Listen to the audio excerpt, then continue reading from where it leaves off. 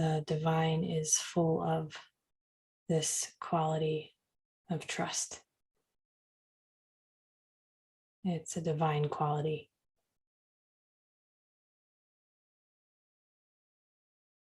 It speaks through the body as a okayness, as a settledness, as relaxation in the muscles and tissues, as an anchor for when the body or the environment around one's body gets tumultuous. There's a trust.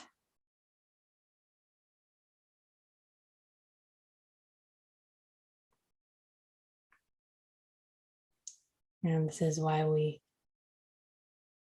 open our nervous systems to deeper states of sturdiness and regulation, as we long to be fully embodied in this knowing of ourselves.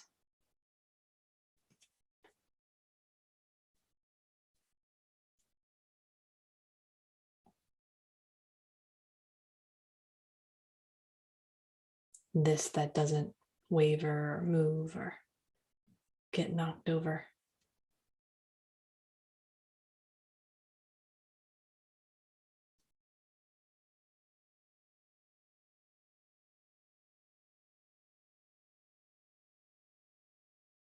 And we can juxtapose the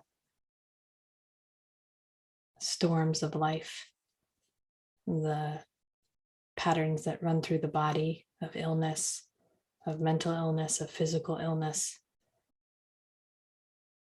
There's these imbalances, so to speak.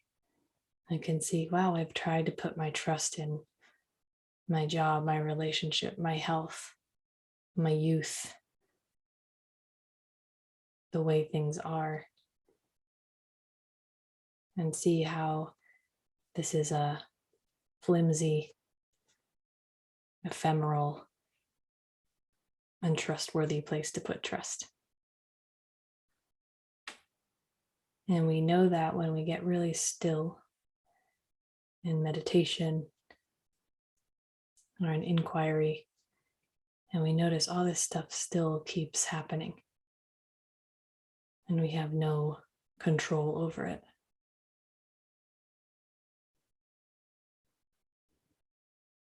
Even if we can go into certain states of vastness, we always end up back in what's actually happening in our nervous system. They follow us, those patterns, until we really place our trust in something that actually can heal and support our awakening. So we learn to yield in all of our modalities. We're not building our fancy schmancy awakening. We're learning how to yield and fail and surrender and hand over the baton to the true healer, the true sturdy I am.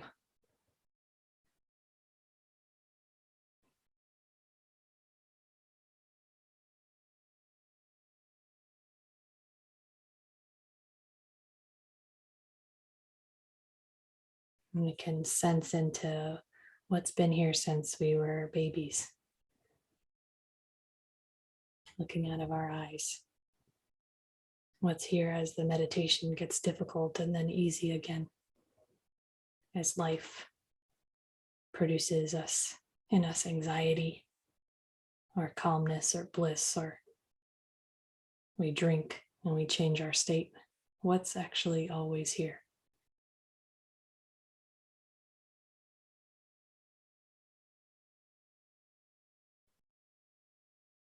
Like an old friend.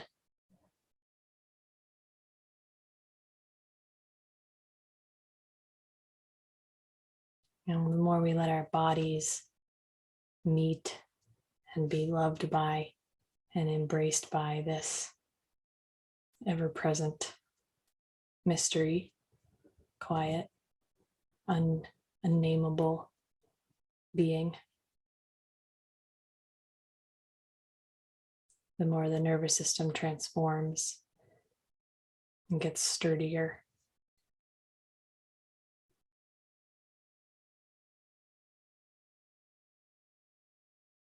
the more the Kundalini smooths out.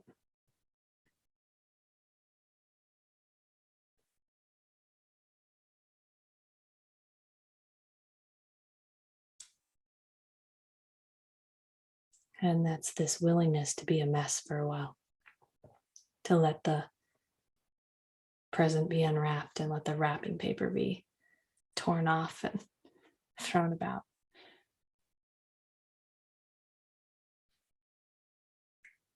To let there be, pieces of tape stuck on the package and layers of unwrapping.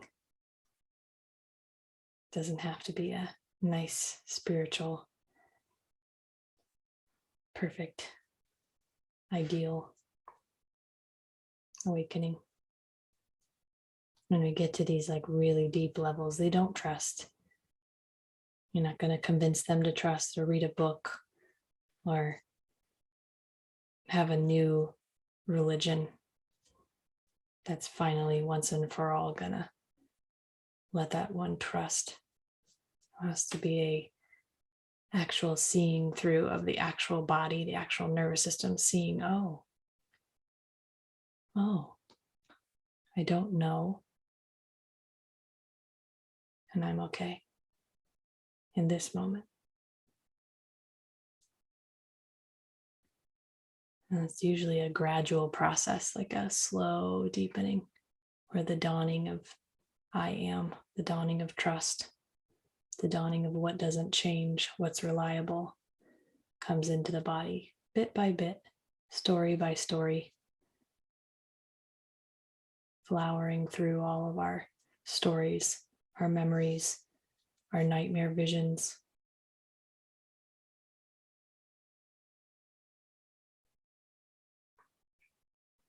It's not afraid of hell.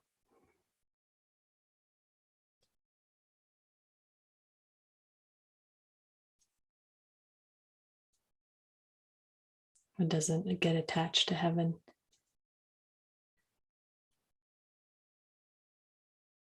And there's so many modalities that support us. That's why we use so many different things here, like dyads and movement, explorations, meditation, breath work.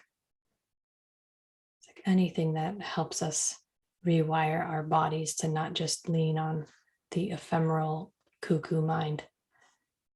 Bless its heart for trying and for saving our butts when we were little from whatever needed to happen so that we got fed and housed and some level of smoothness in our relational world.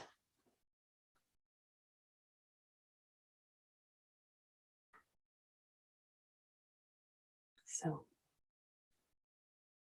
as you are here, just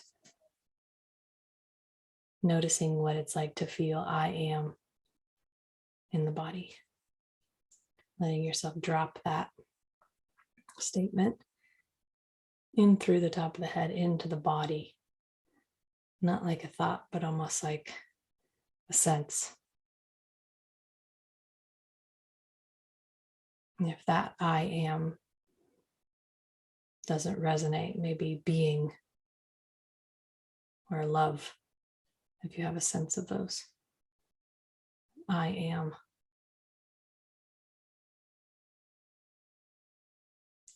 See if your legs can tune into the ever-present I am. Your hips, the space around the body, the whole room you're in.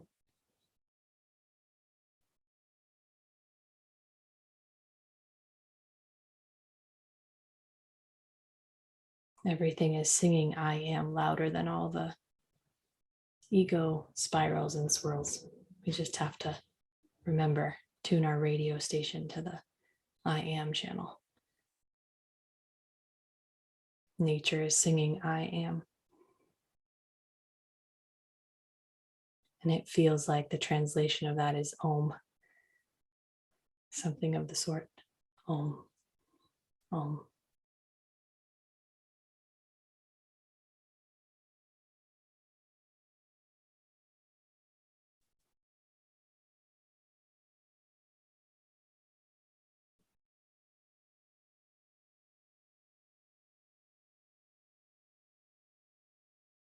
And let the belly sense I am.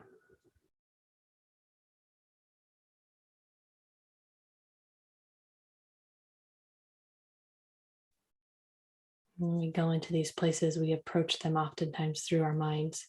So we know, oh, our belly, the thing that gets indigestion, and the thing that's a little overweight or too skinny or whatever. It's like, oh, can we just approach the different areas through sensing in the unknown?